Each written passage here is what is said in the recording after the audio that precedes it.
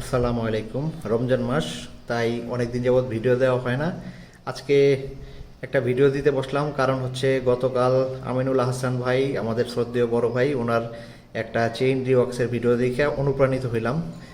আমি আসলে নর্মাল যে ট্রেডিশনালি যেভাবে মানুষ ওয়াক্স করে সেভাবে করি না, তাই আমার মনে হইলো যে আমার একটা ভিডিও দেওয়া উচিত। কারণ আমি ওই প্যারাফিন ওয়াক্সটাই ফলো করি না, আমি আসলে বি ওয়াক্সটা ইউজ করি। তো যাই হোক, এটা হলো আমার চেইনটা রিওয়াক্স করা লাগবে। এটা 9 স্পিডের একটা কেএমসির গোল্ডেন কালারের চেইন। গোল্ডেন কালার মানে কি, আসলে একটা কালারই শুধু, তো এর মধ্যে আর ডিফারেন্ট কিছু নাই। তো আমার চেইন রিওয়াক্সের ব্যাপারটা আমি দেখাচ্ছি। তা হলো, এটাকে ব্যবহার করার পরে এর ভিতরে একটু ময়লা জমে, দেখতে পাচ্ছেন হয়তো, এই যে কালো কালো কিছু ময়লা। এই ময়লাটা বাইরে যেরকম আছে ভিতরেও আছে। তো যেহেতু এটা বি ওয়াক্স, এটা ভিতরের ময়লাটা পরিষ্কার করা মোটামুটি অসম্ভব, পুরোপুরি ক্লিন করা যাবে না। তাই এটাকে আমি হার্ডওয়্যারের দোকান থেকে, এটা আসলে ওয়েল্ডিং করে যারা তারা ব্যবহার করে, এরকম একটা ব্রাশ কিনে নিয়েছি। গোল্ডেন কালারেরটা পারফরমেন্স ভালো, আর যদি সিলভার হয় তবে পারফরমেন্স খুব একটা ভালো না। এটার দাম নেয় 100 থেকে 120 টাকা। এইটা দিয়ে যদি আমি ঘষা দিই, তাহলে এর উপরের যত ময়লা আছে সব ময়লা একদম ক্লিন হয়ে চকচকে হয়ে যাবে। এটা অসাধারণ কাজ করে, মানে বলে বোঝানো যাবে না। এই যে ময়লাগুলো এখানে বেরিয়ে আসছে, ক্লিন হয়ে যাবে, চিপা চাপা যা আছে সব কিছু। এটা হলো ফার্স্ট প্রসেস। তারপরে এটাকে টয়লেটে বা বাথরুমে নিয়ে ডিটারজেন্ট পাউডার দিয়ে এবং পুরনো দাঁত ব্রাশ দিয়ে ঘষে ঘষে ঘষে ঘষে লিঙ্কের জায়গাগুলো পরিষ্কার করব। এটা দিয়ে আমি কাজ করব হয়তো 3 থেকে 4 মিনিট বা 5 মিনিট। ব্রাশ দিয়ে পরিষ্কার করব 5 মিনিট, তারপর ড্রাই হতে দিয়ে দিব। এই কাজটা রাতে করে সকালবেলা রোদে দিয়ে দিব। রোদের ভিতরে একটু শুকালেই শুকিয়ে যাবে। আর ইন দ্য মিন টাইম আরেকটা কাজ করব, তা হলো এটা আমার বি ওয়াক্স। বি ওয়াক্সের পুরনো ব্যাচ, এই ব্যাচ সম্পর্কে গতকাল আমিনুল ভাই যে কথা বলেছে, তো পুরনো ব্যাচ মানে কি, এর ভিতরে ময়লা আছে। যেহেতু আমার এটা ক্লিন হয় না পুরোপুরি, ময়লা থাকার কারণে এটাকে ফ্রিজে রেখে দিব। ফ্রিজে রেখে দিলে এটা ডিসকানেক্ট হয়ে যায় পাতিল থেকে। এই যে দেখেন, মোম কখনো উপর দিকে ময়লা আসে না, মোমটা উপর দিকে ভেসে চলে আসে যখন লিকুইড অবস্থা থাকে, ময়লাগুলো সব তলে চলে যায়।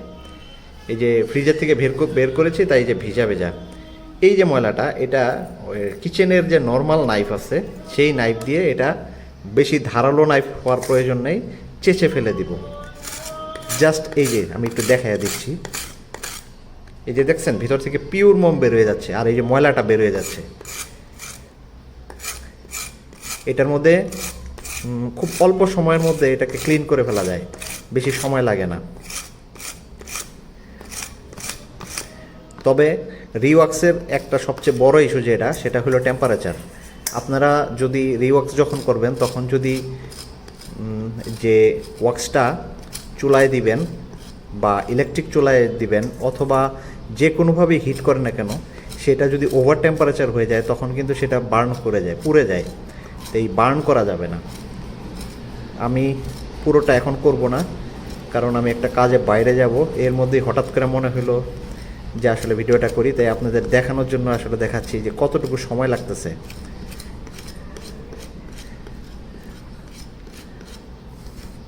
আমি এটাকে এই যতটুকু ময়লা যেখানে আছে সেখান থেকে পুরোটুকু ময়লাই ফেলে দিব। জাস্ট তলাটা দেখালাম, দেখছেন এই যে উপরের যে কালার, সেই কালার চলে আসছে। অর্থাৎ এই মোমের মধ্যে যে ময়লাটা, সে ময়লাটা চলে যাচ্ছে। এই যে ময়লাটা আসছে, আর এবং এইটার যে পাত্রটা, সে পাত্রটাও আমি ওয়াশ করে ফেলবো। ওয়াশ করে একদম পিওর মোমটাকে আবার দিব। দেওয়ার পরে এটা যখন মেল্ট হবে, তখন আবার এটাকে রিওয়াক্স করব। রিওয়াক্স করলে এর ভিতর থেকে যে ময়লাগুলো আবার বেরোবে, কারণ এটাকে আমি বহুবার নাড়াচাড়া করব, বিভিন্নভাবে এটাকে মোমে চুবাবো, উঠাবো, নাড়াচাড়া করবো। তখন লিঙ্কগুলোর ভিতর থেকে বাকি যে ময়লাগুলো আছে সেগুলো আবার মোমে চলে যাবে। মোমে চলে যাওয়ার পরে মোমটা যখন আবার এই ডার্টি হয়ে যাবে, তখন রেখে দিলে ঠান্ডা হইলে মোমের পিওর মোমটা উপরে চলে আসবে, ময়লাটা নিচে চলে যাবে। ময়লাটা যখন নিচে চলে যাবে, তখন আমি ফ্রিজে রেখে দেব, আবার সেই আলাদা হয়ে যাবে, এবং নর্মাল একটা নাইফ দিয়ে জাস্ট চেঁচে ফেলবো, সমস্ত ময়লা ক্লিন হয়ে যাবে।